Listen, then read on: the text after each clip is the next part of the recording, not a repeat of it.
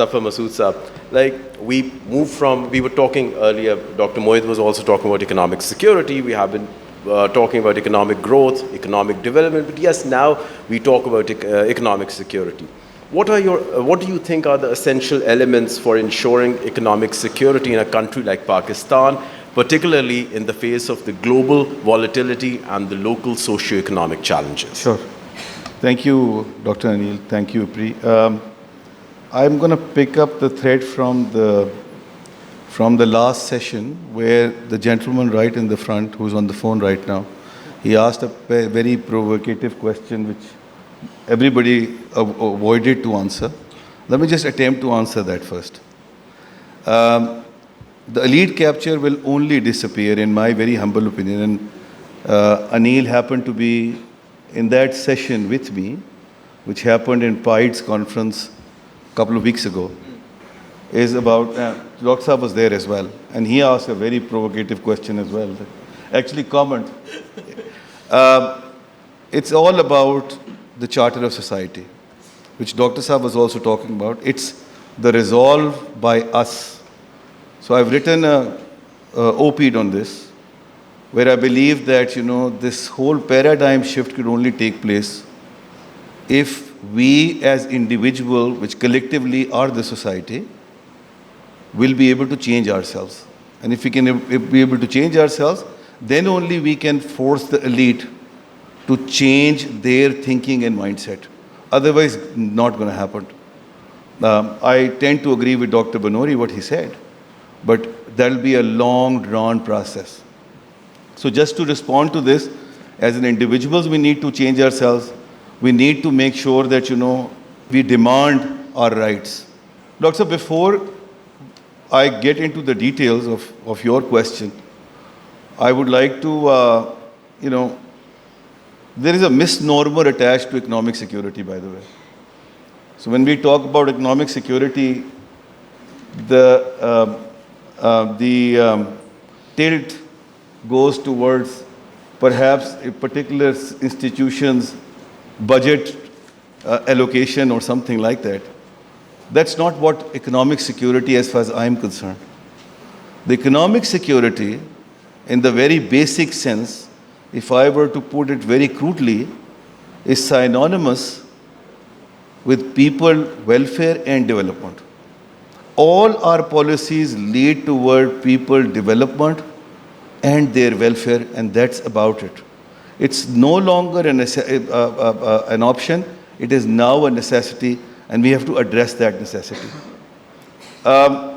Without people welfare and development, you cannot achieve economic security. I could have elaborated on it, but in the last session, there was all talk about this, so I'm going to stop here, but I'm going to make a few comments here. As Minister was saying, we as a society, unfortunately, are averse to the idea of wealth creation.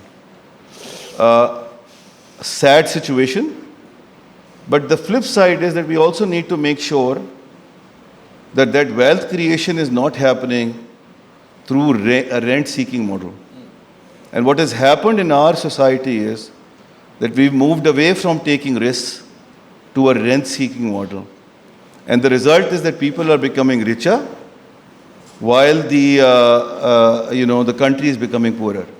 So debt is being accumulated to make people richer. And that's primarily happening because we are confronted with two sorts of deficits, fiscal deficits, structural as well as cyclical.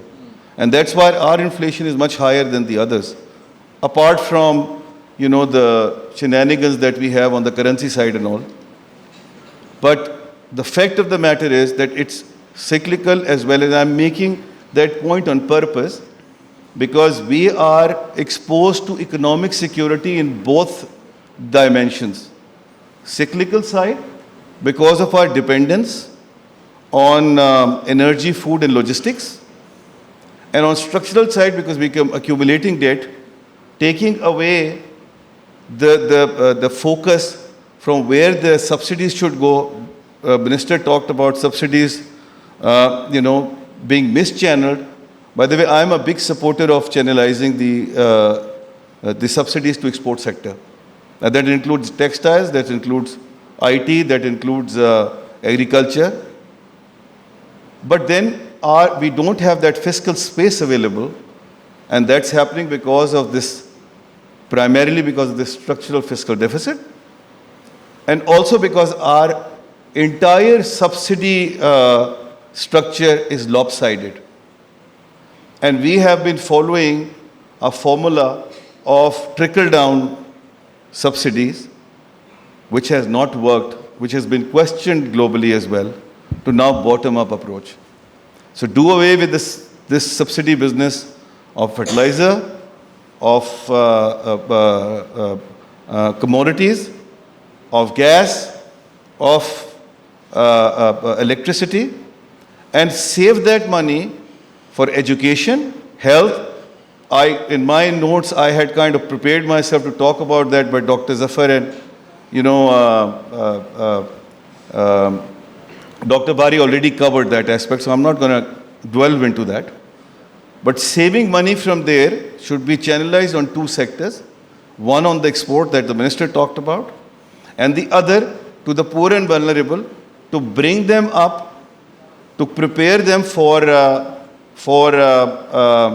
entrepreneurship, to giving them opportunities to become entrepreneurs. We are, by the way, Minister Saab, I just asked him about the taxation on the banking. I know my community will not like it, but frankly speaking, banking is one of the highest tax-paying industries in Pakistan and in the region as well.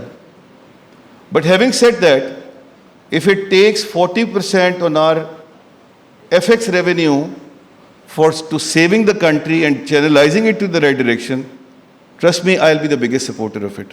And it's really fine as long as we are ready to fix that, and it will be equitable.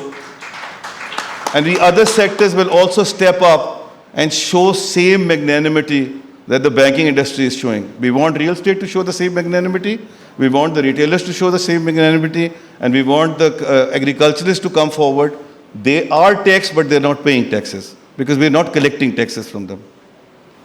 I'm very glad the minister has talked about the micro elements, because we, as a society, are too obsessed with the macros. So every discussion that you have, there is a discussion on the macro issues. We do not talk about the micro issues. And on today's forum, Dr. Anil, entrepreneurship, when we talk about, we need to talk about those specific micros. Until we touch those micros, we will not be able to address that main concern which is out there. Although some people don't appreciate her, Mariana Mazzucato, but I don't. Dr. Usman ko pasand hongi bahut. Mujhe to pasand hai, by the way. So she says socializing risk and privatizing profits. And then she says, and it makes a lot of sense, that for you to promote entrepreneurship, the first step has to be taken by the government. And, I'm trying to figure out where I read it. Either it's Piketty or I think I made a reference to that earlier also. Either it's in Piketty's book, Time for Socialization, Socialism, or in, the new map of Daniel Jurgens, where he's actually talked about how Tesla came into being. It came into being because there was a science venture capital fund with the government of USA. And I'm emphasizing again, Makkah of capitalism. They came forth and they gave the seed money to Tesla on developing Tesla. I don't know what is this fixation that we have that the government is not supposed to be, supporting these kind of ventures. You support these ventures, and as the minister said, then the private sector will come forth and take it forward. Exactly this is what has happened in Tesla. So government supported it to an extent, to the venture capital extent, but for the scaling, it was the private sector. It cannot and should not happen by the public sector. In our case, we've gone in a different direction altogether, And we have actually asked, the private public sector to work on the scaling as well. Dr. Ali, just to wrap up, to my mind, on the economic security front and entrepreneurship in that context, the important elements which are out there and I would say low-hanging fruit are the is energy, and in specific, it is the E&P sector. It's food, which is agriculture, and it is logistics. These three are big sectors where the entrepreneurs should look at. And to my mind, there are two types of entrepreneurs which we require at this stage. One, people with the venturesome, and the people which are in the social entrepreneurship. The second area which has to be looked at is human capital, is population, and gender balance. So we need to fix the gaps there, and there is a big opportunity out there for everybody. I mean, just to quote a number, our population growth is 2.55% as opposed to world average of 1.12%. While it's a threat, it's an opportunity too for the entrepreneurs. Our births to death rate is 3.96 times per second, as opposed to the average of the globe of half of it. So while it's a danger, this thing, but we need to make sure that the schooling system is there, the health is there, and then there is an opportunity for the entrepreneurs to look at it as an opportunity, not as a threat. The third one is the climate change. And the climate financing and solution, especially at the back of the data, is something that we can capitalize on the technology. And last but not the least, we are suffering with the weak governance structure. An institution needs to be built in. Now, the entrepreneurs doesn't have to play a role there, but the government needs to make sure that these institutions are built. The institutions, for example, regulators, for example, specialized entities, and they will then give the opportunities for the entrepreneurs to perform and deliver. How do you envision enhancing the entrepreneurship ecosystem in Pakistan to foster innovation? Like two top strategies. To begin with, we certainly need startup venture capital. And I'm not, it's a misnomer. People feel that we're just confining it to the technology. I'm not talking about the technology per se. My canvas is much more wider than the technology itself. It could be a supply chain of textiles, it could be IT, it could be agriculture, or logistics for that matter. These are the main paradigm shift required in the industries where small entrepreneurs need to enter and work. For that, the starting point, unfortunately, is not the private sector, as in terms of setting up the venture capital. The government has to step up and prioritize, as I said in my earlier long response to your short question, that we need to make sure that we create the necessary space and channelize our resources to the right place. And that channelization has to be done when we withdraw the subsidies from those sectors where it's going wasted to the sectors which is venture capital. And then, Dr. Saab, there is no, the second one you've asked me, there is no escaping but education. And I lump the health piece with it because of stunting and all those challenges which are out there.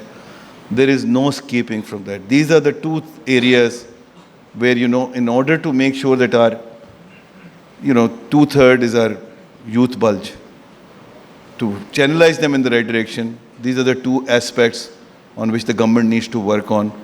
They have to start with this, and then the private sector will pick up and take it on from there, perhaps in the PPP mode, Right. which is the right way to go, in my opinion.